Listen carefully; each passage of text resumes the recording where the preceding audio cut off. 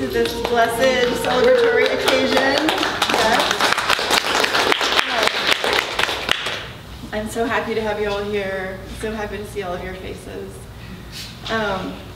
In case you don't know who you're about to see read, these are all women writers who come together in circle Tuesday nights, Wednesday nights, Sunday afternoons to create an incredible environment of mutual support and inspiration, and to hold one another as they take risks, and to stretch their voices, and to inhabit their power in the world more fully. And I started the workshop 13 years ago when I was in an MFA program, and I was appalled at the competitive nature of the program, and I thought, we can do better than this. So I started an alternative series of workshops on the side, which has been my nonstop inspiration. And I'm so grateful to all of the writers here for sharing their work and their lives so openly. And they're going to do that with you. Lucky you. Lucky us.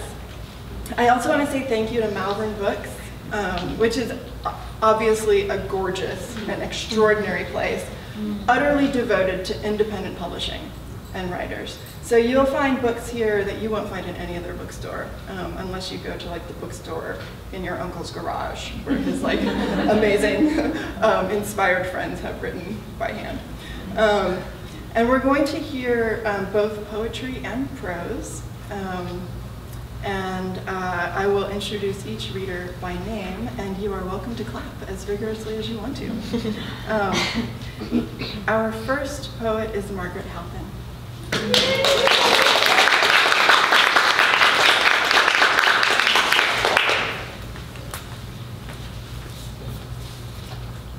I am so happy to be part of this incredible group of writers and to be gathered here with all of you today on this sweet Mother's Day.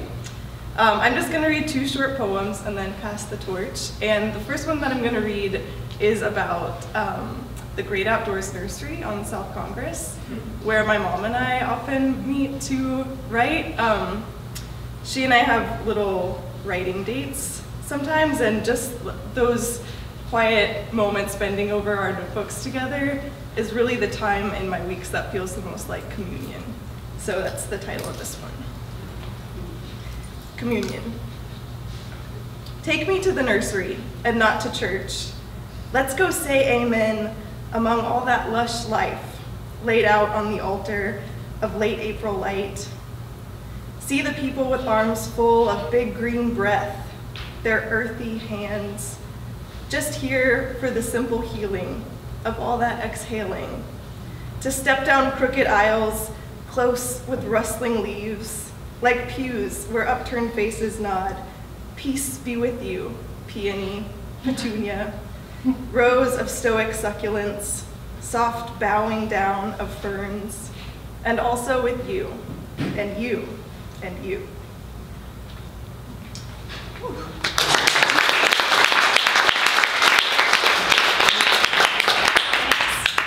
And this is a poem for my sister, Alexandra. It's called Sisterhood.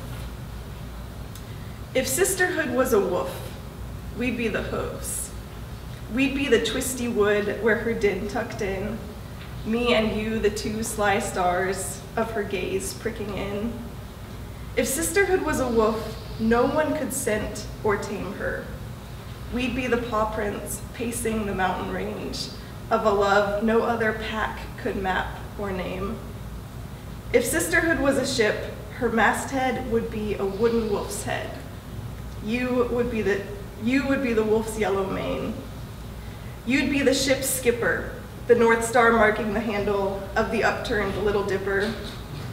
You the spoonful of yellow stars. You the spool of shining string to hold and follow. If sisterhood could sew, we'd be her squint, her sight, her tongue that licks the fraying thread, the eyes of 2 needles threaded with the same light.